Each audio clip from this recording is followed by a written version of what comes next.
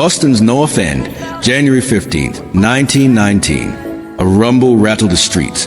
Then came a wall of molasses, a tsunami of sticky brown syrup, hurtling at 35 miles per hour. In seconds, buildings collapsed, people vanished under goo, horses perished like flies on sticky paper. 21 people died, 150 were injured, but this wasn't fate. It was arrogance, greed, and a catastrophic shortcut. A single mechanism runs through the entire story: prestige over safety, when image beats accountability. This is a sweet disaster that crushed the city. The tank that unleashed this flood should never have been built the way it was. In 1915, the Purity Distilling Company, a subsidiary of United States Industrial Alcohol, erected a massive storage tank in Boston's North End. 50 feet tall, 90 feet across, capable of holding over 2 million gallons of molasses. From the very beginning, the tank leaked. Local children carried buckets to collect the syrup dripping from its seams. Instead of fixing the problem, the company painted the tank brown to hide the leaks.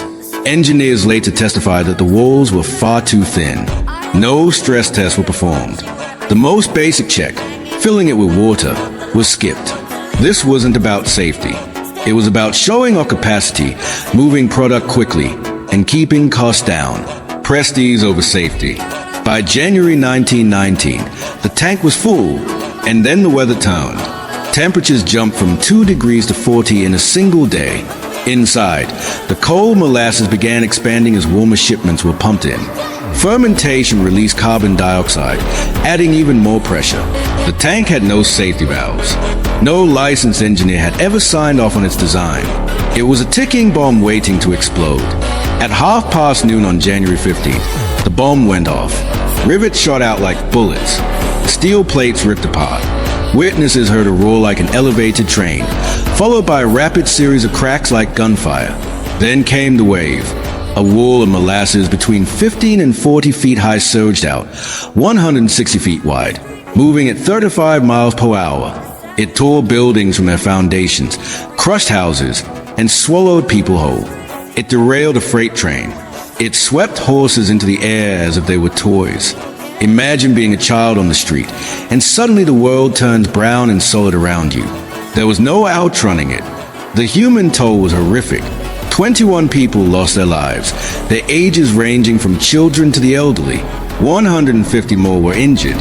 Firemen, workers, pedestrians, all caught in the sticky flood. And the rescue was chaos. In the cold air, the molasses began to harden. Survivors were trapped in a glue-like sea. Firefighters laid ladders flat across the surface to crawl and search for victims. Horses were put down where they lay, too stuck to save. Cleanup took weeks. Crews blasted the streets with salt water and sand, but the syrup clung to every surface. 4 months afterward, molasses was tracked through the city on boots and wagon wheels. The Boston harbor itself turned brown until the summer. This was not a natural disaster. It was a man-made catastrophe born of negligence. When the lawsuits began, the company tried to shift blame. Executives claimed anarchists had sabotaged the tank. But the courts found the truth. The tank was defective from the start. Poorly designed, poorly built, and never inspected. The legal case dragged on for years. Finally, in 1925, United States Industrial Alcohol settled, paying nearly $630,000 in damages, equivalent to over $12 million today. More importantly, the case set a precedent. From then on, engineering projects required license approval, stress tests, and government oversight. Safety could no longer be ignored.